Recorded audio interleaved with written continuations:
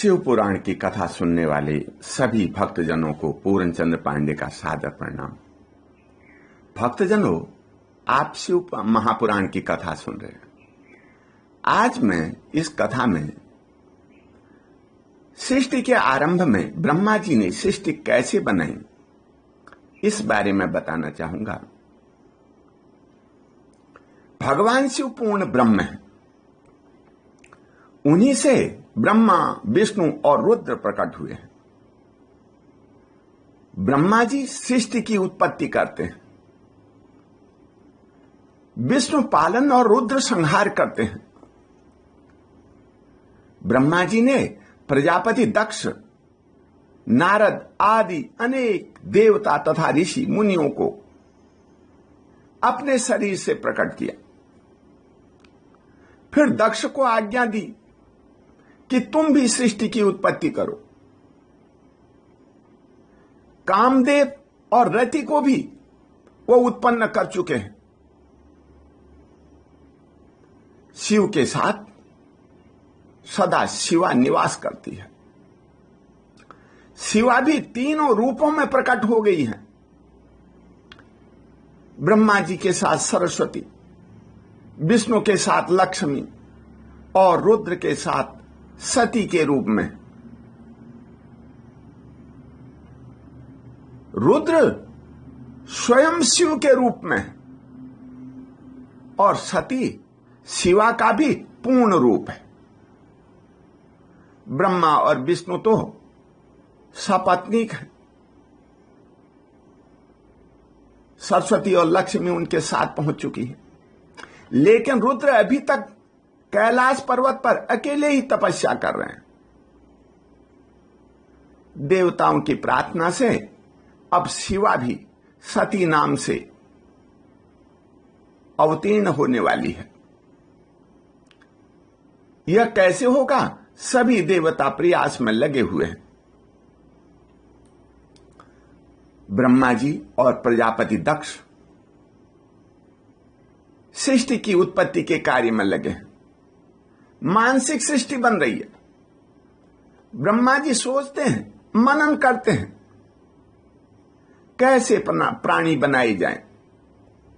जल में रहने वाले बनाएं या आकाश में उड़ने वाले, धरती पर चलने वाले आदमी, पशु, कीट, पतंगे बनाए जाएं या वृक्ष आदि, या फिर सांप, बिच्छू आदि विषैले जीव बनाए जाएं। कैसा रूप दिया जाए, कैसा रंग दिया जाए, नर बनाएं या मादा बनाएं, पहले ये सब सोचते हैं, फिर बनाते हैं।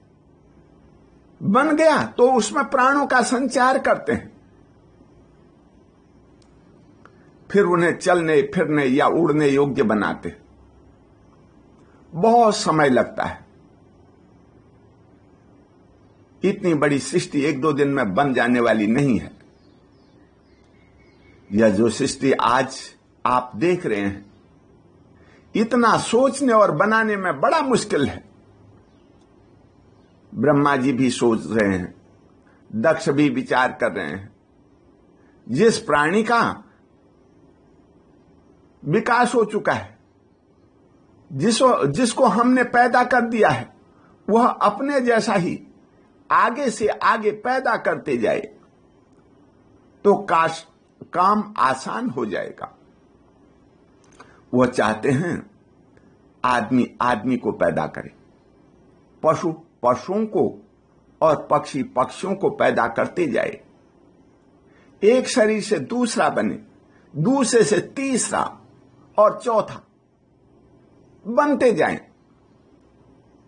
तो सृष्टि का विकास तुरंत हो जाएगा। नर और मादा दोनों मिले, उनके संयोग से यह काम और भी आसान हो सकता है।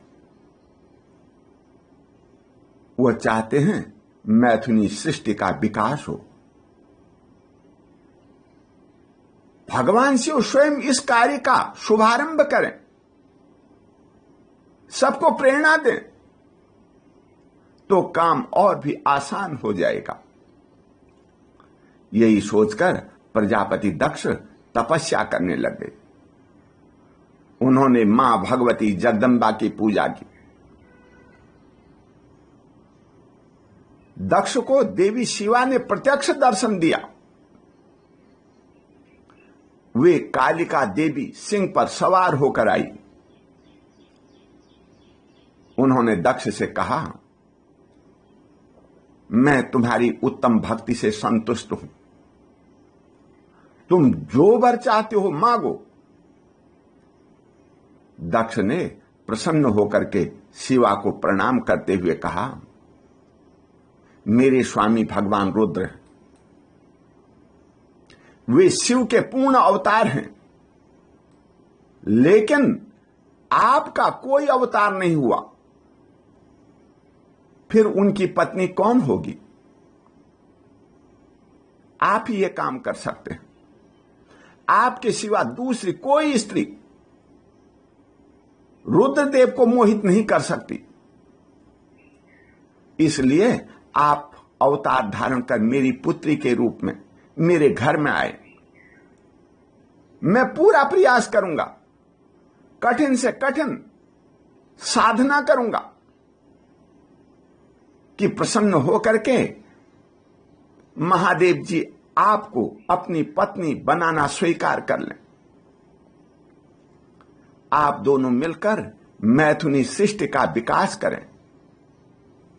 आप दोनों के संयोग से पुत्र की प्राप्ति हो तो सारा संसार आपका अनुसरण करेगा।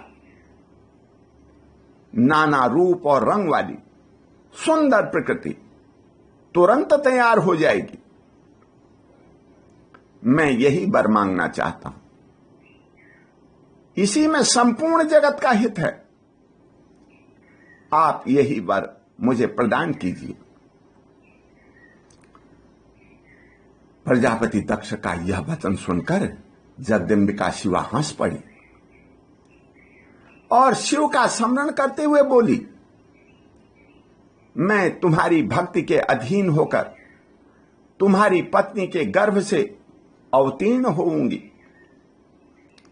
इसके लिए मुझे कठिन तपस्या करनी पड़ेगी, क्योंकि भगवान सदाशिव सर्वथा निर्विकार हैं। मैं उनके साथ हूं। भगवान सदाशिव अपने दिए वर के प्रभाव से ही ब्रह्मा जी की भ्रुकुटी से रुद्र रूप में अवतीर्ण हुए हैं।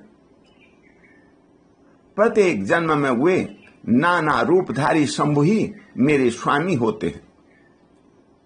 मैं भी उन्हीं की आज्ञा से अवतार लूंगी। तुम्हारी पुत्री होकर महादेव जी की पत्नी बनूंगी। मैं आपको प्रेरणा देती हूं कि आप मैथुनी सृष्टि के विकास के लिए अपना प्रयत्न जारी रखें। आप अपने प्रयास में अवश्य सफल होंगे। इतना कहकर भगवती शिवा अंतर्ध्यान हो गई। प्रजापति दक्ष तपस्या पूर्ण होने पर अपने आश्रम में आ पहुंचे। मानसिक सृष्टि के निर्माण के साथ साथ मैथुनी सृष्टि की भी तैयारी करने लगे। जब सृष्टि एकदम नहीं बढ़ पाई तो ब्रह्मा जी ने कहा, तुम प्रजापति पंचजन की पुत्री अश्रिकी को पत्नी रूप में ग्रहण करो। उसके साथ मैथुन धर्म का आश्रय लेकर उसके गर्भ से तुम बहुत सी संतानें उत्पन्न कर सकोगे। ब्रह्मा जी की आज्ञानुसार प्रजापति दक्ष ने अश्रिकी के गर्भ से कई पुत्र उत्पन्न किए। पिता ने उन दाक्षायण नामधारी पुत्रों को सृष्टि करने का आदेश दिया, जाओ रजोगुण संपन्न होकर के संतान उत्पन्न करो। सभी पुत्र सृष्टि के उद्देश्य से तपस्या करने के लिए पश्चिम दिशा की ओर चल पड़े। यहां पर मैं यह बात बताना उचित समझता हूं कि यह सृष्टि के आदि की बातें हैं। तब न इतने पुरुष थे, न स्त्रियां, न सामाजिक नियम बने थे, न शादी विवाह का झंझट।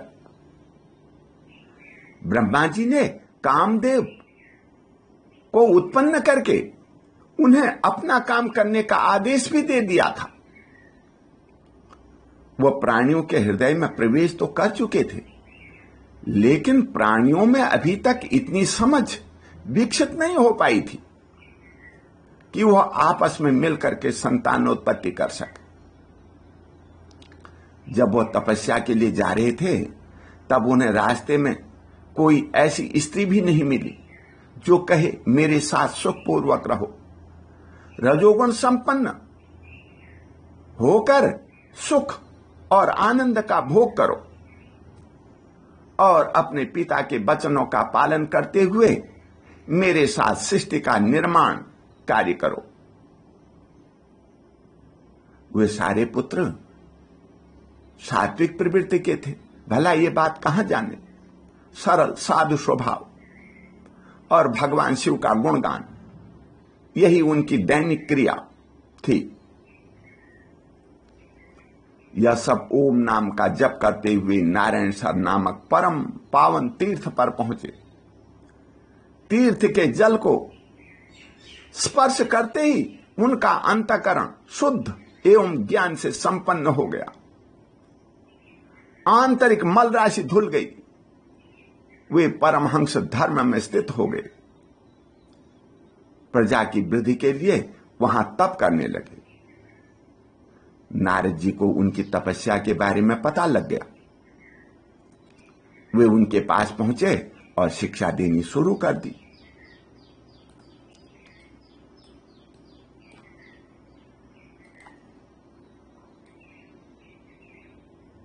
बहुत समय बीत गया। प्रजापति दक्ष को पता लगा कि मेरे सभी पुत्र नारद जी से शिक्षा पाकर ब्रह्म स्वरूप हो गए हैं। वे मेरी आज्ञा का पालन कर ही नहीं रहे हैं। उन्हें बहुत दुख हुआ। उन्होंने नारद जी को शाप दे दिया कि तुम एक स्थान पर टिक कर नहीं रह सकोगे, रात दिन घूमते फिरोगे। प्रजापति दक्ष ने ब्रह्मा जी के कथनानुसार अपनी पत्नी के गर्भ से पुनः 60 सुंदरी कन्याओं का जन्म दिया और विधिवत उनका विवाह कर दिया। पुत्रियों की उत्पत्ति के पश्चात दक्ष ने देवी शिवा को प्रसन्न करते हुए अपनी पत्नी वारिणी के साथ प्रसन्नतापूर्वक गर्भाधान किया। समय आने पर शिवा साक्षात जगदंबिका के रूप में वारिणी के गर्भ से अवतरित हो गई। महादेव जी के साथ विवाह कर उन्होंने सृष्टि के निर्माण में महत्वपूर्ण योगदान दिया। शिव पुराण की शेष कथा आगे सुनने को मिलेगी। आप सुनते रहें। इसी में सबका भला है। बोल शंकर भगवान की जय।